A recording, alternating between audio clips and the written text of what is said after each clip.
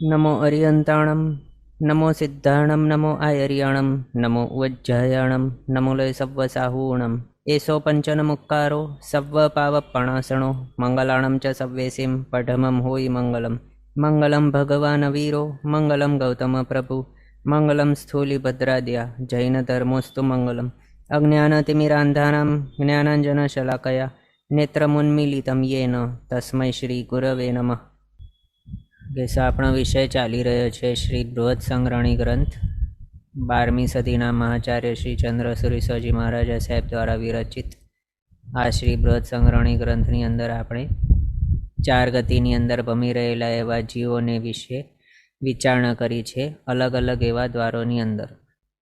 Additionally આપણે દંડક પ્રકરણના હિસાબે જે 24 દ્વારો બતાવ્યા છે, 24 દંડકોની અંદર જીવોને વર્ગીકરણ કરીને એ મુજબ આપણે એ જીવોને વિશે પણ વિચારણા કરી છે. આગળ આપણું 6 દ્રવ્ય વિશે વિચારણા ચાલુ હતી, ષડદ્રવ્ય વિશે. એમાં 14 રાજલોકને વિશે આપણે સમજણ લઈ રહ્યા હતા. 14 રાજલોકની અંદર કયા કયા દ્રવ્ય છે, 12 શું છે વગેરે. તેમાં આપણે એ જોયું કે ધર્માસ્તિકાય, અધર્માસ્તિકાય, આકાશાસ્તિકાય, ઉદ્ગલાસ્તિકાય હોય છે. પછી જીવાસ્તિકાય આપણે લાસ્ટ ક્લાસની અંદર જોયું. જીવાસ્તિકાય કેવું કહ્યું છે કે જે જીવે પ્રાણોને ધારણ કરે તે જીવ છે, અને એ ઘણા જીવોનો સમૂહ એમ ગણીએ તો એને જીવાસ્તિકાય કહ્યું છે. જીવનો લક્ષણ શું કહ્યું? ઉપયોગ અને ચૈતન્ય. ઉપયોગ ને ચૈતન્ય લક્ષણવાળો જીવ કહેલું છે. અલગ અલગ અપેક્ષાએ આપણે જીવોના ભેદો જોયા. જીવાસ્તિકાય દ્રવ્યથી અનંત, ક્ષેત્રથી લોકાકાશ, પ્રમાણ, કાળથી શાશ્વત, એટલે અનાદિ અનંત, જેનો નાશ ક્યારે થવાનું નથી અને જેની ઉત્પત્તિ ક્યારે થઈ પણ નથી, એવો છે આત્મા. એવા જે જીવો કે જીવાસ્તિકાય. પછી ભાવથી વર્ણ, ગંધ, રસ અને સ્પર્શ રહિત અરૂપી છે. ગુણોથી, એના ગુણો કેવા કેવા છે? જ્ઞાન, દર્શન આદિ અનંત ગુણોનો સ્વામી છે જીવાસ્તિકાય. જો સંસારી જીવ હોય તો અલગ અલગ એવી ગતિઓની અંદર ભ્રમણ કરતો હોય છે. જો સંસારી હોય તો, જો મુક્ત હોય તો 4માંથી કોઈ પણ ગતિની અંદર એને ભમવાનો કોઈ પણ સવાલ જ નથી. એક વખત મુક્ત થઈ ગયા, સિદ્ધપણું પ્રાપ્ત કરી લીધું, 8 કર્મોથી મુક્ત થઈ ગયો જીવ, તો પછી પાછો એને સંસારની અંદર આવવાનો, રખડવાનો, ભમવાનો કોઈ સવાલ જ નથી, કોઈ જરૂર એ નથી. જો એવું હોય કે કોઈક સિદ્ધાત્માને કર્મોનો આવરણ થઈ શકતું હોય કે નવા કર્મો બંધાઈ શકતા હોય પાછા, તો પછી સિદ્ધ થવાનું કોઈ મતલબ જ નથી. આટલું બધી મહેનત, આરાધના વગેરે કરવાનું કોઈ મિનિંગ જ નથી. જો સિદ્ધ ભગવંતોને પણ કર્મ બંધ હોઈ શકતું હોય તો, પણ એવું છે જ નહીં. એક વખત કોઈ પણ જીવ મુક્ત થઈ ગયો, સિદ્ધ થઈ ગયો, 8 કર્મોથી રહિત થઈ ગયો, તો પછી એને એક નવો કર્મ ક્યારે બંધાઈ શકતું જ નથી. એટલે જ મહત્વ છે મોક્ષનો અને ધર્મ આરાધનાનું, જીન વચનને અનુસરવાનું. આ રીતે આ એકેન્દ્રિય, 2 ઇન્દ્રિય, 3 ઇન્દ્રિય, 4 ઇન્દ્રિય, પંચેન્દ્રિય, એ 5 જાતિવાળો એવા ભવો જીવ પ્રાપ્ત કરી શકે છે. જો સંસારની અંદર ભટકતો હોય તો 4 ગતિની અંદર ભટકી શકે છે. દેવ, મનુષ્ય, તિર્યંચ, નારકીની અંદર જઈ શકે છે. જો મુક્ત થઈ જાય તો કોઈ પણ ગતિની અંદર કોઈ પણ ઇન્દ્રિયોવાળો જીવ એને બનવાની જરૂર જ નથી. કોઈ પણ જીવ જ્યારે મુક્ત થઈ જાય તો પછી એ પાછું કોઈ પણ ગતિની અંદર નહીં આવે, સંસારથી મુક્ત થઈ જાય છે. એમ ક્યારે પણ આપણે માંગણી કરીએ પ્રભુ પાસેથી તો એ ખાસ ધ્યાન રાખવાનું કે આપણને એવું નહીં બોલવાનું કે હું પંચેન્દ્રિય છું પણ ચાહું એકેન્દ્રિય બનવા, એવી માંગણી કરવાની જ નહીં. આપણને ઉન્નતિ, પ્રગતિ કરવાની છે કે પછી ડાઉનફોલ જોઈએ છે? પંચેન્દ્રિય છીએ અને આપણને શું જોઈએ છીએ કે આપણે મોક્ષ પ્રાપ્ત કરીએ. આપણને એક પણ ઇન્દ્રિય નથી જોઈતી, પાછું પંચેન્દ્રિયપણું પણ નથી જોતું, પણ શું જોઈએ છે? અનિન્દ્રિયપણું જોઈએ છે, અથવા તો અતિન્દ્રિય બનવાનું છે આપણને. ઇન્દ્રિયો વગરનું, ઇન્દ્રિયો વિનાનું આપણને બનવાનું છે, શરીર વગરનું બનવાનું છે, કોઈ પણ ગતિવાળો નથી બનવાનું. એકેન્દ્રિય શું છે? તિર્યંજ ગતિમાં આવે છે, અને એકેન્દ્રિયપણું આ કંઈ માંગવા યોગ્ય નથી. એકેન્દ્રિયપણું જો આવી જાય તો પછી આપણે આગળ શાસ્ત્રકારો ભગવંતોએ કહ્યું છે, જીનેશ્વર ભગવંતોએ કહ્યું છે કે એક વખત કોઈ જીવ એકેન્દ્રિયમાં ચાલ્યો જાય તો ત્યાં અસંખ્ય કાળચક્ર વ્યતીત થઈ શકે છે. જો નિગોદ એકેન્દ્રિય છે, ત્યાં જો ચાલ્યો જાય તો કેટલા ટાઈમ ત્યાં પસાર થઈ શકે, અનંતા કાળચક્રો પણ ત્યાં પસાર થઈ શકે છે. તો એવી એકેન્દ્રિય જાતિની માંગણી કરવી જોઈએ શું? નહીં જ કરવી જોઈએ. એટલે ફ્લોમાં આવીને આ બધું ગાવાનું કે આવું બોલવાનું સ્ટોપ કરી દેવું જોઈએ. એકેન્દ્રિય તો સ્થાવર છે, રાઈટ છે. અહીંયા ભાગ્યશાળીઓએ કહ્યું છે કે કેટલાક સોંગ્સની અંદર આવું આવે છે કે આવા સોંગ્સ મેં કુછ ભી લિરિક્સ લિખતે હૈ, તો રાઈટ છે. આવું કંઈ લખવાની, કંઈક બોલવાની, ભલે કોઈ લખતા પણ હોય તો આપણને આવા સોંગ્સમાં ગાવાની કે તેના રાગની અંદર મોહિત થઈને એ રાગનો રાગ રાખીને એ સોંગ્સ એવા ગાવાની કોઈ જરૂર જ નથી. અને જો એ પણ ગાઈએ તો એની અંદર એકેન્દ્રિય બોલવાની કોઈ શું જરૂર છે? શું આપણને પાણી બનવાનું છે, એકેન્દ્રિય બનવાનું છે? પાણી બનીને ત્યાં ભગવાન ઉપર નાચવાની મતલબ શું છે? આ બધું એ બોલવાની આપણને કોઈ જરૂર જ નથી. એકેન્દ્રિયપણાની માંગણી કરવાની જ નથી. આપણને તો અનિન્દ્રિય બનવાનું છે. એકેન્દ્રિય તો સ્થાવર છે, પોતાની ઈચ્છા મુજબ એક સ્થાનેથી બીજા સ્થાને પણ નહીં જઈ શકે. તો ધર્મ આરાધના શું કરશે? એની પાસે કંઈ સંજ્ઞીપણું છે જ નહીં. અહીંયા એક ભાગ્યશાળીનો આવે છે કે ભગવાનનો સ્પર્શ પામવા. તો પંચેન્દ્રિય આપણે માનવ છીએ તો શું સ્પર્શ નહીં કરી શકીએ? દેવતાઓ શું જઈને ત્યાં ભગવાનને સ્પર્શ નહીં કરી શકે? શું આપણે તો સ્પર્શ કરી જ શકીએ છીએ. એમાં પાણી બનવાની શું જરૂર છે? એકેન્દ્રિય બનવાની શું જરૂર છે? એકેન્દ્રિય તો કેવા હોય છે? સંજ્ઞી હોતા જ નથી. તેઓને કંઈ ખબર જ નથી શું થઈ રહ્યો છે, શું નથી થઈ રહ્યો, કંઈ ખબર નથી. ખાલી એમને દુઃખનો અનુભવ થાય છે, બસ. સુખ દુઃખનો માત્ર સ્પર્શથી અનુભવ થાય છે, બીજું કંઈ એમની પાસે છે જ નહીં. મને નથી એમની પાસે. તો કઈ રીતે બંધાઈ શકે કર્મ, કઈ રીતે છોડી શકાય, કર્મ નામની કોઈક વસ્તુ પણ છે એ વગેરે એ કેન્દ્રને કઈ રીતે ખબર પડે? ક્વેશ્ચન છે ભાગશાળીનો કે અનિન્દ્રિય અશરીરી બનવાની ઈચ્છા કરવી. તો હા, અશરીરી જ બનવાનું છે આપણને, અનિન્દ્રિય બનવાનું છે. અતિન્દ્રિય પણ કહી શકીએ. ઇન્દ્રિયોથી રહિત, એક પણ ઇન્દ્રિય નથી જોતું, એક પણ શરીર નથી જોતું. રાઈટ છે. આવી જ ઈચ્છાઓ આપણને કરવાની હોય છે.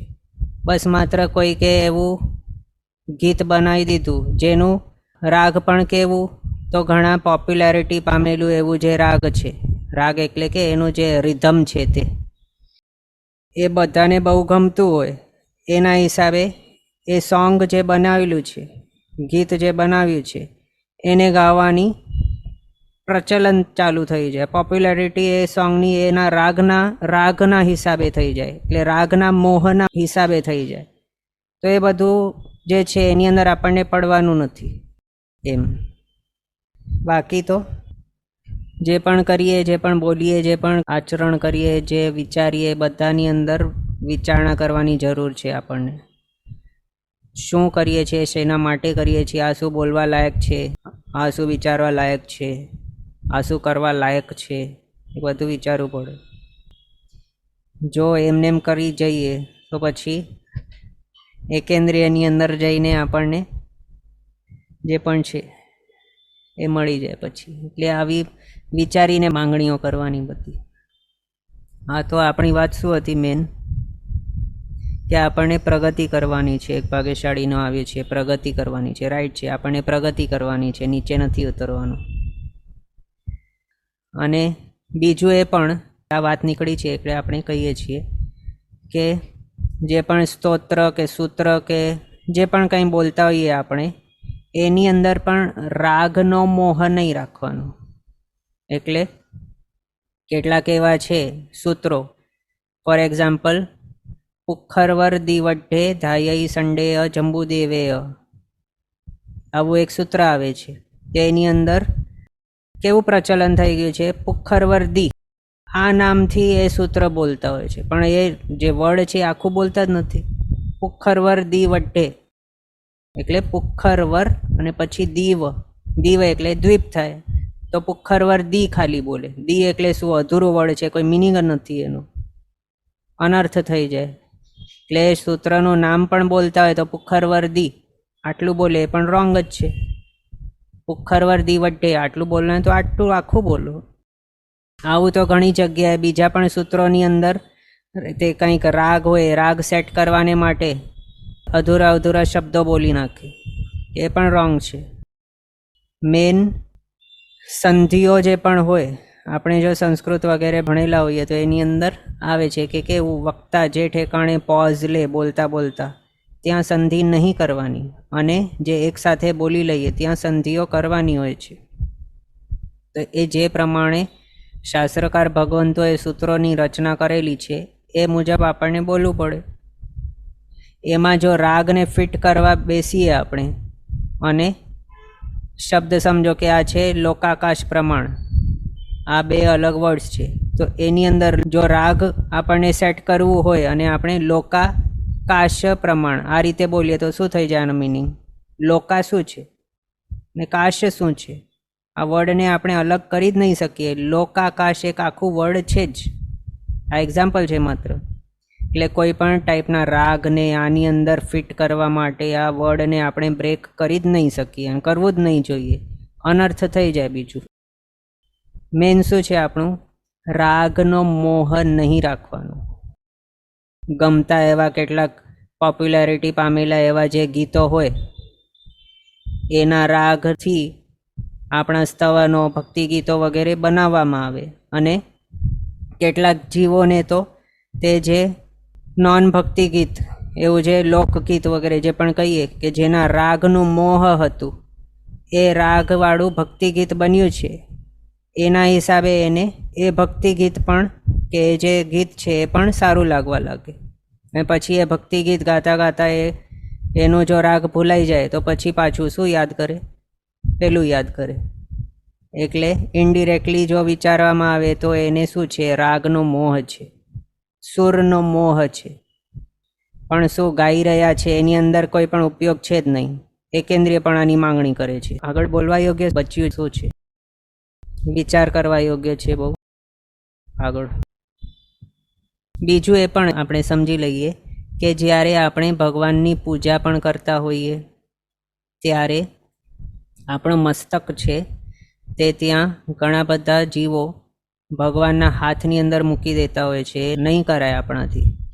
આપણું મસ્તક છે એના ઉપર પરસેવા વગેરે જે પણ રહેલા હોય તે બધા અશુચિઓ ત્યાં ભગવાનને અડી જાય, એટલે એ કરવા યોગ્ય છે જ નહીં. માત્ર આપણી અનામિકા આંગળી, રાઈટ હાથવાળી જે છે એના દ્વારા જ ટચ કરીને ત્યાં જે ચંદન પૂજા, કેસર પૂજા આપણે કરતા હોઈએ છીએ તે કરવાની હોય છે. એમાં તો બહુ બધું સમજવા યોગ્ય છે, એ આપણો હમણાં અહીંયા વિષય નથી, એટલે આપણે એની અંદર જતા નથી. હા, તો આપણે ક્યાં હતા? જીવાસ્તિકાય, એના વિશે જોયું. દ્રવ્ય, ક્ષેત્ર, કાલ, ભાવ ને ગુણથી. પછી સ્કંદ, દેશ, પ્રદેશ, 3 ભેદો આવી જાય છે જીવાસ્તિકાયના. પરમાણુ રૂપે કોઈ ભેદ નથી, કારણ જીવના આત્મપ્રદેશો જે છે એ આત્મપ્રદેશો કમ્પલસરી એકબીજાથી લિંક્ડ જ હોય છે, છૂટા નથી થતા ક્યારે પણ. એટલે પરમાણુ નામક ચોથો ભેદ અહીંયા આત્માનું નથી હોતું, એટલે જીવનો નથી હોતો. માત્ર સ્કંદ, દેશ, પ્રદેશ, આ 3 પોસિબલ છે. પછી હા, આ પણ આપણે જોયું. મૂળ શરીર તો હોય છે સંસારી જીવોને, તો એની પાસે જો ઉત્તર વૈગ્રહ શરીરો વગેરે બનાવવાની જો લબ્ધિ હોય તો એના દ્વારા જો તે કેટલા પણ નંબરના, એના લબ્ધિ મુજબ જેટલા નંબરના ઉત્તર વૈક્રિય વગેરે શરીરો બનાવે કે આહારક શરીર બનાવે એક, તો પછી એના મૂળ શરીર અને એણે જે ઉત્તર વૈક્રિય કે આહારક શરીર એક બનાવ્યું છે એની સાથે આત્મપ્રદેશોની શ્રેણી રૂપી એક કનેક્શન તો હશે જ કમ્પલસરી. એટલે 2 છૂટા આત્માઓનો ભાગો નહીં થાય ક્યારે પણ. એટલે આ અલગ થઈ ગયું, આ અલગ થઈ ગયું. એક જ આત્માના 2 યુનિટ્સ બની ગયા કે 2 એવા ભાગો બની ગયા, એવું ક્યારે નહીં થાય. બંનેની અંદર તો એક કનેક્શન તો હોય જ છે. એના હિસાબે જીવ જે છે એ સ્કંદ, દેશ અને પ્રદેશ આ 3 ભેદોવાળું જ હોઈ શકે છે, પણ આગળ એના પ્રતિભેદ એટલે પરમાણુ રૂપે ભેદ નહીં થાય. અને એક જે સ્કંદ છે એક જીવનો, એનામાંથી 2 સ્કંદ, 3 સ્કંદ, 4 સ્કંદ એવા ઉત્પન્ન નહીં થાય. એટલે એક જ આત્મામાંથી 2 આત્મા, 3 આત્મા, 4 આત્મા વગેરે નહીં થાય, એટલા વધે નહીં. પણ એક જ આત્મા હોય એ એક જ હશે, ભલે એ કેટલા પણ ઉત્તર વૈક્રિય શરીરો બનાવે તો પણ એ આત્મા તો એક જ હશે, માત્ર એનું એક્સપાન્શન ત્યાં થશે અને એનું કનેક્શન તો રહેશે જ. પછી એ અહીંયા સુધી આપણે જોયું એ હતું જીવાસ્તિકા એની વિશેની કેટલીક સમજણ. હવે નેક્સ્ટ આપણે જોઈએ 6થું દ્રવ્ય, તો એનું નામ છે કાળ. કાળ 2 પ્રકારનું છે, એક તો વ્યવહાર કાળ અને બીજો છે નિશ્ચય કાળ. એમાં વ્યવહાર કાળ પહેલાં સમજી લઈએ. વ્યવહાર કાળ એટલે જે મિનિટ, સેકન્ડ વગેરે આપણે હમણાં વ્યવહારિક ભાષાની અંદર કહીએ છીએ એવા બધા, એ બધું આવી જાય વ્યવહાર કાળની અંદર. એમાં અવિભાજ્ય સૂક્ષ્મ કાળને કહેવાય છે એક સમય. સૌથી નાનામાં નાનો સૂક્ષ્મ અંશ કાળનો, કે જે અંશનો હજી આગળ કેવલી ભગવંતોની દૃષ્ટિએ પણ 2 વિભાગો નહીં થઈ શકે, તેને એક સમય કહેવાય છે. પછી 2 થી 9 સમય, એ છે એક જગન્ય અંતર મુહૂર્ત. અસંખ્ય સમયો પ્રમાણનું હોય છે એક આવલિકા. 256 આવલિકા ઇક્વલ્સ ટુ એક ક્ષુલ્લક ભવ. ક્ષુલ્લક એટલે નાનામાં નાનો, સૌથી હલકો, સૌથી નાનામાં નાનો ભવ. ભવ એટલે કોઈક સંસારી જીવનું આયુષ્ય એવું. તો આખા 14 લોકની અંદર જેટલા પણ સંસારી જીવો છે એનો નાનામાં નાનો ભવ કે આયુષ્ય કેટલું હોઈ શકે, તો આટલું 256 આવલિકા પ્રમાણનું. આનાથી નાનું કોઈ પણ જીવનો આયુષ્ય નહીં હોય. એના હિસાબે અહીંયા એક ક્ષુલ્લક ભવ કહેવાય છે એને. આ શું છે? સૌથી નાનામાં નાનો ભવ છે, 256 આવલિકા પ્રમાણ. પછી આગળ 17.5 ક્ષુલ્લક ભવ એટલે એક શ્વાસોચ્છ્વાસ અથવા તો એક પ્રાણ. 7 શ્વાસોચ્છ્વાસ અથવા તો 7 પ્રાણ એટલે એક સ્તોક. 7 સ્તોક ઇક્વલ્સ ટુ એક લવ. 38.5 લવ ઇક્વલ્સ ટુ એક ઘડી. 77 લવ ઇક્વલ્સ ટુ 2 ઘડી. 2 ઘડી એટલે થાય છે 48 મિનિટ્સ. એક ઘડી એટલે થાય હમણાંના જે પ્રચલિત એવા યુનિટ્સ છે એના હિસાબે 24 મિનિટો. 24 મિનિટનો એક ઘડી હોય છે, એટલે 2 ઘડી હોય છે 48 મિનિટની. પછી 77 લવ અથવા તો 65536 ક્ષુલ્લક ભવો અથવા તો 48 મિનિટ અથવા તો 2 ઘડી. કયા કયા? તો 77 લવ અથવા તો 2 ઘડી અથવા તો 48 મિનિટ્સ અથવા તો 65536 ક્ષુલ્લક ભવો ઇક્વલ્સ ટુ એક મુહૂર્ત. એટલે એક મુહૂર્તની અંદર 48 મિનિટ કહી શકાય, અથવા તો એક મુહૂર્ત પ્રમાણ 2 ઘડી પણ કહી શકાય, અથવા તો એક મુહૂર્ત પ્રમાણ 77 લવ પણ કહી શકાય, અથવા તો એક મુહૂર્ત પ્રમાણ 65,536 ક્ષુલ્લક ભવો પણ કહી શકાય. પછી એક સમય ન્યૂન 2 ઘડી, એટલે 2 ઘડીમાંથી એક સમય માઇનસ કરી લેવામાં આવે તો એ શું છે? ઉત્કૃષ્ટ અંતર મુહૂર્ત છે એક. અંતર મુહૂર્ત એટલે શું? તો મુહૂર્તની અંદરનું જે હોય છે, એટલે એક મુહૂર્ત નહીં પણ એનાથી ઓછું જે હોય એને કહેવાય એક અંતર મુહૂર્ત. અને અહીંયા સ્પેસિફાય નથી કરેલું. શું નથી સ્પેસિફાય કરેલું? કે કેટલું ઓછું છે એ નથી સ્પેસિફાય કરેલું. એટલે એક મુહૂર્તથી સૌથી ઓછામાં ઓછું જે થઈ શકે, એટલે એક મુહૂર્તમાંથી સૌથી નાનામાં નાનો સૂક્ષ્મ અંશ કાળનો કયું ઓછું થઈ શકે? તો એક સમય જ ઓછું થઈ શકે, એનાથી ઓછું કંઈ ઓછું નહીં થઈ શકે. એટલે 2 ઘડી જે છે એનામાંથી અથવા તો એક મુહૂર્ત જે છે એનામાંથી કાળનો સૌથી સૂક્ષ્મમાં સૂક્ષ્મ નાનામાં નાનો અંશ ઓછું કરીએ તો કયું ઓછું કરીએ તો એક સમય જ છે. એવું એક સમયથી નાનું કોઈ હોઈ જ શકે જ નહીં કાળનું કોઈ પણ યુનિટ. એટલે એક મુહૂર્તમાંથી આપણને જો અંતર મુહૂર્ત ગણવું હોય તો અંતર મુહૂર્તનું ડેફિનેશન કે સમજણ કઈ રીતે મેળવી આપણે? એક મુહૂર્તની અંદરનું જે છે અથવા તો એક મુહૂર્તનું ઇક્વલ નહીં પણ એનાથી ઓછું જે છે તે છે અંતર મુહૂર્ત. તો એ અંતર મુહૂર્ત ઉત્કૃષ્ટ કયું કહેવાય? તો એક મુહૂર્ત માઇનસ એક સમય અથવા તો એક સમય ન્યૂન 2 ઘડી એમ. એટલે 2 ઘડીમાંથી માત્ર એક સમય માઇનસ કરવો તે પણ અંતર મુહૂર્ત કહેવાય ઉત્કૃષ્ટ. અથવા તો એક મુહૂર્તમાંથી એક સમય જ માઇનસ કરીએ તેને પણ એક ઉત્કૃષ્ટ અંતર મુહૂર્ત કહેવાય છે. પછી 30 મુહૂર્ત 30 મુહૂર્ત ઇક્વલ્સ ટુ એક અહોરાત્રિ. અહોરાત્રિ એટલે એક દિવસ અને એક રાત્રિ. તો એક દિવસ કેટલું છે? 15 મુહૂર્ત અને એક રાત્રિ કેટલી છે? 15 મુહૂર્ત. હવે આની અંદર પણ આપણે આગળ જોયેલું છે કે દિવસ અને રાત્રિ મોટી નાની થઈ શકે છે. ઉત્તરાયણ દક્ષિણાયણ વગેરે આપણે જ્યારે જોયું હતું સૂર્યનો જે માંડલા વગેરે છે એના બાદ, એમાં ફિક્સ કોઈ એવું પ્રમાણ હોતું નથી કે દિવસ તો 12 કલાકનું જ હોય ફોર એવર અને રાત્રિ તો 12 કલાકની જ હોય ફોર એવર, એવું કોઈ ફિક્સ નથી. એટલે અહીંયા અહોરાત્રિ એક કહેલી છે. એક અહોરાત્રિ એટલે એક દિવસ ને એક રાત્રિ એનું પ્રમાણ ફિક્સ જ હોય છે. કેટલું છે? 30 મુહૂર્તનું. પછી 15 અહોરાત્રિ. 15 અહોરાત્રિની અંદર 15 દિવસ 15 રાત્રિ આવી જાય. એનું પ્રમાણ કેટલું હોય? એક પક્ષ અથવા તો એક પખવાડિયું. 2 પક્ષ એટલે એક માસ કે મહિનો. 2 મહિના એટલે એક ઋતુ. 3 ઋતુ એટલે એક અયન. ઉત્તરાયણ ગણો કે દક્ષિણાયણ ગણો, 3 ઋતુ પ્રમાણ હોય છે. 2 અયન એટલે 12 માસ, એટલું બની જાય છે એક વર્ષ. 5 વર્ષને એક યુગ કહેવાય. 20 યુગનો એક શતાબ્દી હોય છે અથવા તો 100 વર્ષનો એક શતાબ્દી હોય. 20 × 5 કરીએ તો 100 થઈ જાય.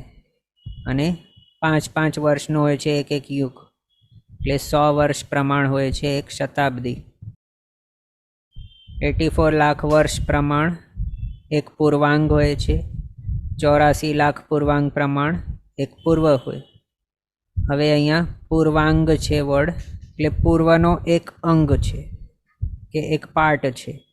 તો પૂર્વના એવા કેટલા પાર્ટ્સ છે? તો 84 લાખ. અને એ દરેક પાર્ટ કેટલા વર્ષોનું છે? તો 84 લાખ વર્ષોનું છે. એટલે એક પૂર્વ 84 લાખ એવા પાર્ટ્સથી બનેલ છે કે જે દરેક પાર્ટ 84 લાખ વર્ષનો છે. એટલે એક પૂર્વ કેટલા વર્ષનો છે? તો 84 લાખ × 84 લાખ કેટલા થઈ જાય? 7056,000 કરોડ વર્ષ. કઈ રીતે યાદ રાખવાનું? 70,56,000 crore વર્ષ. આ રીતે 70,56,000 કરોડ વર્ષ એ છે એક પૂર્વ. હવે એની અંદર દિવસો 25,82,496 અબજ થાય છે. આ રીતે પછી અસંખ્ય પૂર્વો મળીને એક પલ્યોપમ બને છે. અહીંયા જે અસંખ્ય લખ્યું છે, પછી આપણે આગળ જે અનંત જોયું હતું તે અસંખ્ય અને અનંતનો કેટલું પ્રમાણ હોય છે તે પણ આપણે આગળ જોવાના છીએ આપણા ક્લાસની અંદર. આ જ્યારે થઈ જાય આ બધું પછી એના પણ આપણે ફોટોઝ વગેરે બનાવ્યા છે. હા, તો અસંખ્ય પૂર્વ પ્રમાણ હોય છે એક પલ્યોપમ. અને આગળ સ્ટાર્ટિંગના જ ક્લાસીસમાં આપણે ઉદ્ધાર પલ્યોપમ, અદ્ધા પલ્યોપમ વગેરે જોયેલા છે. તો એની અંદર એક પલ્ય હોય છે એક યોજન લાંબાઈ પહોળાઈ ઊંચાઈવાળો, એની અંદર યુગલિકના વાળ વગેરે, એટલે એ બધું આપણે જોયેલું છે. એ પ્રમાણે જે ગણવામાં આવે એ છે એક પલ્યોપમ. એટલે અસંખ્ય પૂર્વ પ્રમાણ એક પલ્યોપમ છે. પછી 10 કોડાકોડી પલ્યોપમ એટલે એક સાગરોપમ થાય. 10 કોડાકોડી સાગરોપમ એટલે એક ઉત્સર્પિણી થાય. અથવા તો 10 કોડાકોડી સાગરોપમ પ્રમાણ એક અવસર્પિણી હોય છે. પછી 20 કોડાકોડી સાગરોપમ પ્રમાણ, એક ઉત્સર્પિણી અને એક અવસર્પિણી હોય, એટલે એક ઉત્સર્પિણી પ્લસ એક અવસર્પિણી બંને એડ કરી લઈએ તો થાય 20 કોડાકોડી સાગરોપમ. અને એ બંને એડ કરી લઈએ તો એને કાળચક્ર પણ કહેવાય છે. એટલે એક કાળચક્ર કેટલું હોય તો 20 કોડાકોડી સાગરોપમનું હોય. પછી અનંતા કાળચક્ર ભેગા મળી જાય તો ત્યારે એક પૂતગલ પરાવર્ત કાળ બને. અને કોઈ પણ જીવને સમકિત પ્રગટ્યું તો પછી શું કહેવાય છે? શાસ્ત્રકાર ભગવંતોએ કહ્યું છે કે જો કોઈ જીવને સમકિત પ્રગટ્યું છે તો હવે તે જીવનો સંસાર ભ્રમણ લિમિટેડ કેટલું જાણવું? મેક્ઝિમમ જો એનું સંસાર ભ્રમણ પોસિબલ પણ હોય તો વધારેમાં વધારે કેટલું એનું સંસાર ભ્રમણ બાકી છે એવું કહી શકાય? તો માત્ર હાફ પૂતગલ પરાવર્ત કાળ. અને અહીંયા અડધો પૂતગલ પરાવર્ત કાળ પણ અનંત કાળચક્ર પ્રમાણ જ છે. એટલે કંઈ 5, 6, 7, 8 ભાવ એટલું નથી, પણ અનંતા કાળચક્ર પણ હોઈ શકે છે એના બાકી, જેને હમણાં સમકિત પ્રગટ્યું છે તેણે. અને એવું પણ પોસિબલ છે કે એ જ ભાવમાં સમકિત પ્રગટ્યું અને એ જ ભાવમાં એને મોક્ષ થઈ ગયું, એવું પણ પોસિબલ છે. એટલે અહીંયા શોર્ટમાં શું છે કે કોઈક જીવને સમ્યક્ત્વ પ્રગટ્યું છે તો એનો મેક્સિમમ સંસાર ભ્રમણ કેટલું હોઈ શકે? મિનિમમ તો એ જ ભવે એનો આ મોક્ષ થઈ શકે છે, પણ વધારેમાં વધારે એ કેટલું ભટકી શકે આખા સંસારની અંદર? તો અર્ધ પૂતગલ પરાવર્ત કાળ, એટલે હાફ પૂતગલ પરાવર્ત કાળ, એ પણ અનંતકાળ હોય છે. એ જોયું? હા, આપણે અહીંયા હતા. અનંત કાળચક્ર એટલે એક પૂતગલ પરાવર્ત કાળ. પછી અનંત પૂતગલ પરાવર્ત કાળ પ્રમાણ ભૂતકાળ છે. અને આ દરેક પૂતગલ પરાવર્ત કેટલું છે? અનંત અનંત કાળચક્ર પ્રમાણ, એટલું બધું મોટું એ ભૂતકાળ. ભૂતકાળ એટલે જે વ્યતીત થઈ ગયું છે તે. ભૂતકાળ કરતાં અનંત ગુણો વધારે છે ભવિષ્યકાળ. અને વર્તમાન કાળ કેટલું છે? તો માત્ર એક સમય પ્રમાણનું છે.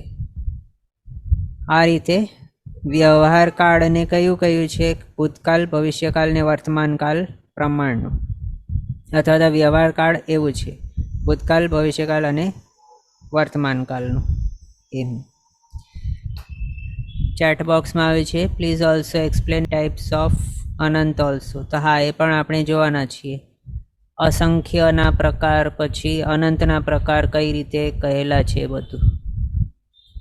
નેક્સ્ટ ક્લાસ અથવા તો નેક્સ્ટ ટુ નેક્સ્ટ હમણાં જ આવવાનું છે આપણું એ ટોપિક, તો એની અંદર આપણે એ જોશું. પછી એ જોયું આપણે વ્યવહાર કાળ. હવે છે નિશ્ચય કાળ, એ પણ જોઈ લઈએ. તો નિશ્ચય કાળને 5 પ્રકારે બતાવ્યું છે. વર્તના કે પરિણામ કે ક્રિયા કે પરત્વ અપરત્વ, આ પ્રકારે 5 પ્રકારે બતાવ્યું છે નિશ્ચય કાળ. એની અંદર એક એક કરીને જોઈએ તો 5 દ્રવ્યના વર્તના આદિ પર્યાય તેને નિશ્ચય કાળ કહ્યું છે. અને તે આ વર્તના, પરિણામ, ક્રિયા, પરત્વ અને અપરત્વ એમ 5 પ્રકારનું કહ્યું છે. એની અંદર સૌથી પહેલો વર્તના પર્યાય કેવું છે? તો સાદી શાંત કે સાદી અનંત કે અનાદિ શાંત કે અનાદિ અનંત, આ 4 જે બતાવ્યા છે આમાંથી કોઈ પણ સ્થિતિએ વર્તવું કે હોવું કે થવું કે રહેવું કે વિદ્યમાન રહેવું તેને વર્તના પર્યાય બતાવ્યું છે. વર્તનાનો મિનિંગ શું થાય? વર્તના એટલે થવું, હોવું, રહેવું વગેરે, એ શબ્દનો અર્થ થાય છે વર્તનાનો. એટલે જેની સાદી શાંત સ્થિતિ હોય એવી સ્થિતિ એની અંદર કોઈક રહેલું હોય કે વર્તતો હોય તેને તેનો વર્તના પર્યાય બતાવ્યું. એ જ રીતે હવે આ સાદી શાંત સ્થિતિ કેવી કેવી કોની કોની હોઈ શકે? તો કોઈક એક છે જીવ, તે એક ભાવની અંદર આવ્યો એટલે એનો એ ભાવ સ્ટાર્ટ થયો. હવે એનો મૃત્યુ થઈ ત્યારે એ ભાવનો એનો અંત થયો.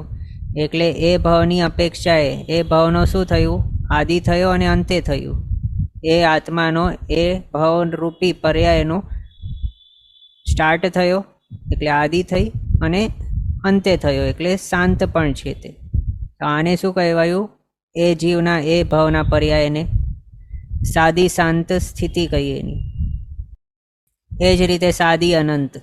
તો સાદી અનંત કોનું હોઈ શકે? તો જે મુક્ત થઈ ગયા છે એવા જીવો.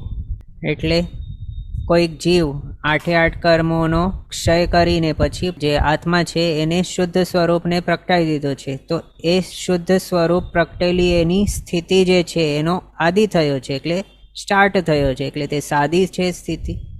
અને હવે એની એ શુદ્ધ આત્મા તરીકે એની જે સ્થિતિ છે કે પર્યાય જે છે તેનો અંત હવે નથી થવાનો, એટલે એ કેવો છે? અનંત છે. તો એના હિસાબે એની સ્થિતિ કઈ કહેવાય? સાદી અનંત સ્થિતિ. પછી અનાદિ શાંત. અનાદિ શાંત સ્થિતિ જો સમજવી હોય તો એ કોનો એક્ઝામ્પલ આપણે લઈ શકીએ? કોઈક જીવ, ભવ્ય જીવ છે, ભવ્ય જીવ છે, એની અનાદિથી સ્થિતિ કેવી હતી? પર્યાય એનો કેવો હતો અનાદિથી?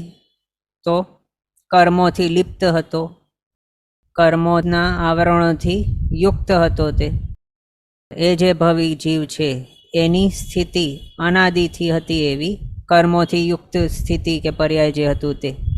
હવે તે જ્યારે આગળ વધીને આરાધના વગેરે કરીને 8 કર્મનો ક્ષય કરી દેશે ત્યારે એની એ જે કર્મોથી યુક્ત એવો જે પર્યાય હતો એનો અંત થઈ જશે.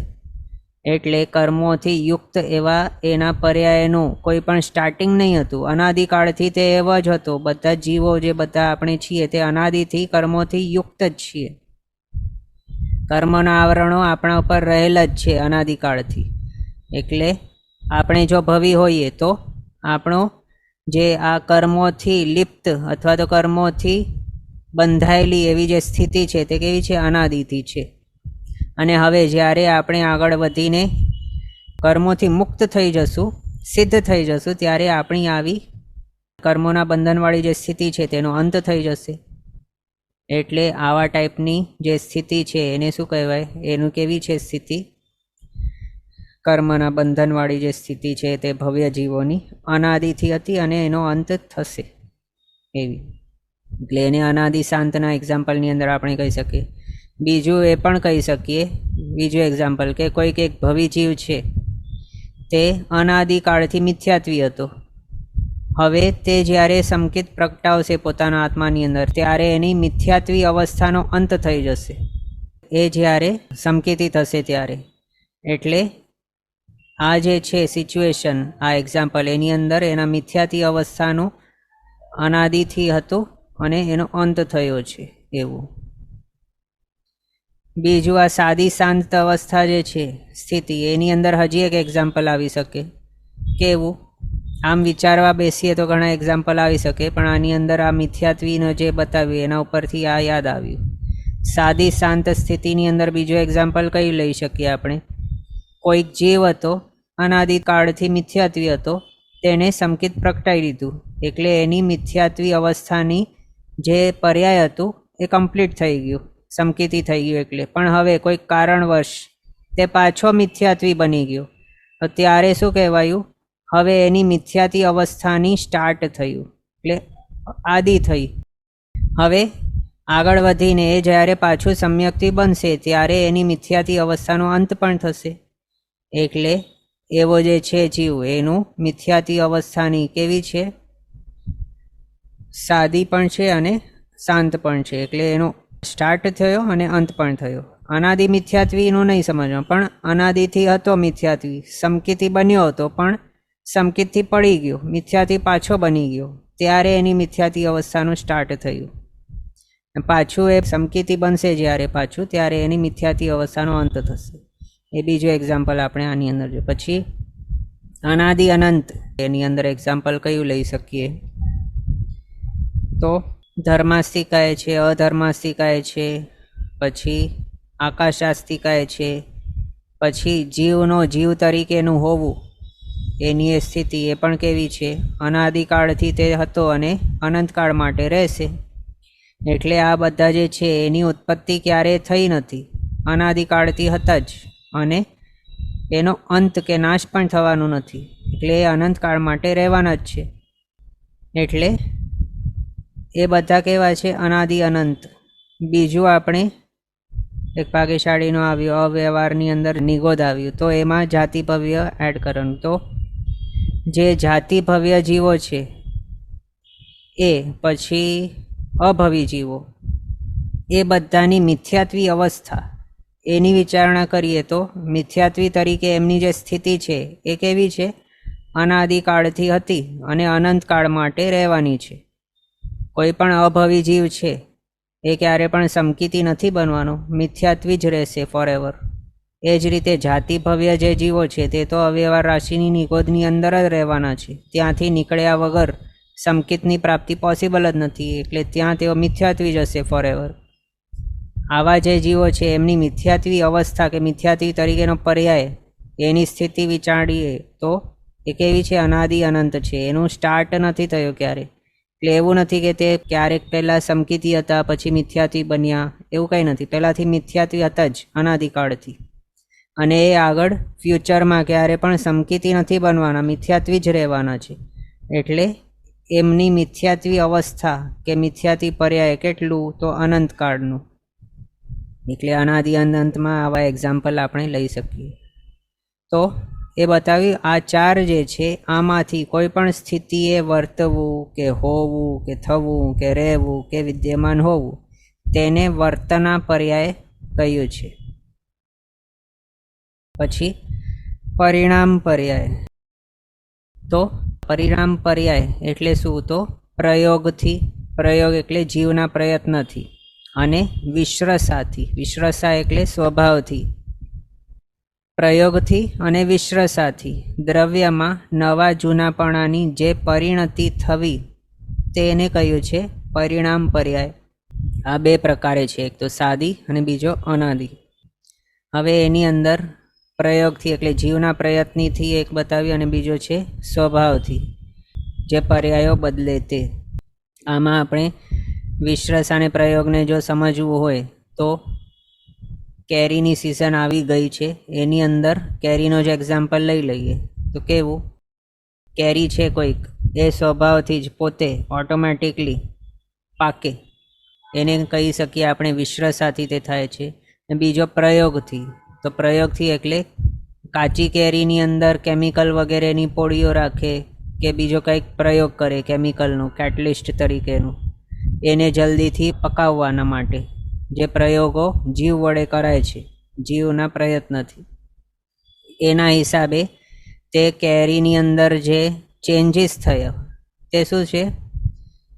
તેને કહ્યું પરિણામ પર્યાય એનું. એટલે પ્રયોગથી, જીવના પ્રયત્નથી, કેટલિસ્ટ વગેરેથી, કેરીના એક્ઝામ્પલની અંદર કાચી કેરીથી પાકી કરવી જીવના પ્રયોગોથી, કેટલિસ્ટ વગેરે એવા પાવડરો વગેરેથી, તેને કહ્યું આ પરિણામ પર્યાય કેરીનો. અને વિશ્રસાથી એટલે ઓટોમેટિકલી એના ટાઈમ જ્યારે એનું થશે ત્યારે ઓટોમેટિકલી તે પાકતી જશે.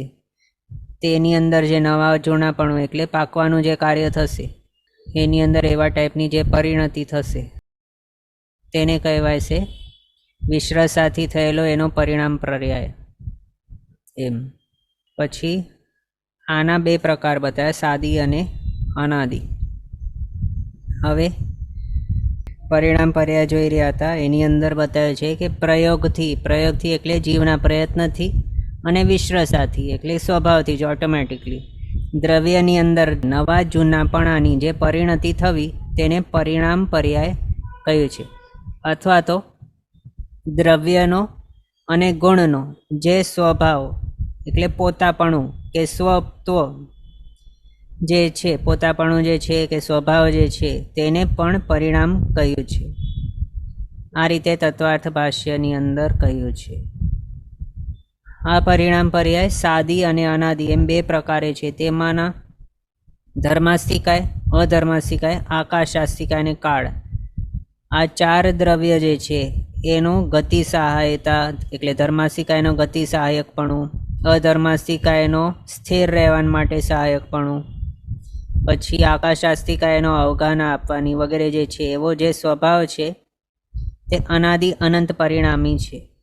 અને પૂતગલનો સ્વભાવ સાદી શાંત પરિણામી છે. જીવનો જો એ અપેક્ષાથી લઈએ કે જીવપણું એટલે જીવ પહેલાંથી જીવ હતો જ અને ફોરએવર જીવ જ રહેશે, તો એનો જીવત્વ જે છે તે અનાદિ અનંત છે, પણ એના યોગ, યોગ એટલે મન વચન કાયના યોગ, એ સ્ટાર્ટે થાય પૂરાએ થાય. ઉપયોગ, ઉપયોગ જે છે એટલે જ્ઞાનોપયોગ દર્શનોપયોગ, એ પણ સ્ટાર્ટ થાય ને અંતે થાય. એના હિસાબે એ જીવના જે યોગ હોય અને ઉપયોગ હોય એ બેનો સ્વભાવ સાદી શાંત પરિણામી છે. આ રીતે તત્વાર્થ ભાષ્યની અંદર બતાવ્યું છે. એટલે આમ આપણે પરિણામ પર્યાય જોયું નિશ્ચય કાળનું. એક ભાગ્યશાળીનું ક્વેશ્ચન છે કે તે જે આપણે એકેન્દ્રિય બનવાની માંગણી નહીં કરવી એ કહેતા હતા, એ કયા ગીતના મુજબ, એટલે કયો છે આવું ભક્તિ ગીત? તો આપને જો ખ્યાલ હશે તો ઘણે ઠેકાણે કેટલાક દેરાસરોની અંદર જ્યાં અભિષેક પૂજા થતી હોય ત્યાં આમ તો મેરુ શિખર નવર આવે, ઓ સુરપતિ મેરુ શિખર નવર આવે, એ ગાવું જોઈએ. પણ કેટલાક બીજો ગાવા લાગ્યા છે. કયું? સોના રૂપાના કલશે પ્રભુને નવરાવું હર્ષે વગેરે, જે એ જે છે એની અંદર આગળ એ આવે છે, હું પંચેન્દ્રિય છું પણ ચાહું એકેન્દ્રિય બનવાને, એવું આવે છે. એ નથી બોલવાનું આપણને. આ ધારા તો પુણ્યની ધારા છે, આપને ખ્યાલ હશે, આપે પણ સાંભળ્યું હશે. તો એ શું છે? રાગનો મોહ છે ઘણા ભાગ્યશાળીઓને. એ રાગના મોહને તોડવાનું છે, સુરના મોહને તોડવાનું છે. આપણને ભગવાનના ગુણોની અંદર રાગ હોવું જોઈએ એમ. પણ આ જે છે સુર શબ્દ વગેરે, શબ્દ પણ નહીં. અહીંયા જો શબ્દનો મોહ હોય તો એ કેન્દ્રીય પણ માંગે જ નહીં ક્યારે પણ. એ શું છે? સુરનો મોહ છે. અને બાકી તો આવા ઘણા બધા જે પણ આવતા હોય એ બધું આપણને વિચારવું જોઈએ. એક ભાગ્યશાળીનું આવે છે, આજકાલ ये सॉन्ग बहुत कॉमन हो गया है. તો આ રાઈટ છે, બહુ કોમન થઈ ગયું છે. શંખેશ્વર જઈએ કે આપણા દેરાસરમાં, આપણે અહીંયા ત્યાં જે પણ સંઘો હોય એની અંદર પણ જઈએ, કોઈક ઠેકાણે સ્નાત્ર ભણાવતા હોય, સ્નાત્ર મંડળ હોય એની અંદર પણ આ જ ગીત ગાતા હોય, ત્યાં અષ્ટપ્રકારી કરતા બેઠા હોય ત્યાં પણ એ ગાતા હોય. આમ માત્ર શું છે? માત્ર સુર ને રાગનો મોહ થઈ ગયું છે. એ બધા મોહની અંદર ખબર નહીં મતિ ભ્રષ્ટ થઈને શબ્દ વિચારતા નથી, શું બોલી રહ્યા છે, શું માંગી રહ્યા છે. એટલે જો આટલું રાગ કે આટલા મોહને આપ છોડી નહીં શકો તો પછી એકેન્દ્રિય વર્ડને ચેન્જ કરીને અનિન્દ્રિય કહી દેવાનું. હું પંચેન્દ્રિય છું પણ ચાહું અનિન્દ્રિય બનવાને. ગાવું જોઈએ તો આ રીતે ગાવું, અથવા તો અતિન્દ્રિય પણ કહેતા હોય એ પણ કહી શકાય. એટલે સિદ્ધ બનવાનું છે આપણને. અનિન્દ્રિય એટલે કોઈ પણ ઇન્દ્રિય વગરનો, અતિન્દ્રિય એટલે ઇન્દ્રિયોથી આગળ વધી ગયા છે, જે ઇન્દ્રિયોથી રહિત થઈ ગયા છે એવા અતિન્દ્રિય. એટલે અનિન્દ્રિય પણ કહી શકાય છે, ઇન્દ્રિય વગરના એમ. ઓકે, તો હવેથી ધ્યાન રાખવાનું અને આગળ પાસ ઓન કરતા રહેવાનો મેસેજ. ઓકે, હવે આજનો સમય અહીંયા આપણો થયો છે. આગળના પદાર્થ આપણે નેક્સ્ટ ક્લાસમાં કન્ટિન્યુ કરશું અવસરે. જીનાજ્ઞા વિરુદ્ધ કંઈ પણ બોલાય તો મિચ્છામી દુક્કડમ. સર્વમંગલ માંગલ્યમ સર્વકલ્યાણકારણમ પ્રધાનમ સર્વધર્માણમ જૈનમ જયતિ શાસનમ. પ્રણામ. બધા શાતામાં રહેજો, જીનાજ્ઞાપૂર્વકનું જીવન જીવજો, સર્વવીરતી તરફ આગળ વધજો અને મનુષ્ય ભાવ સફળ કરજો.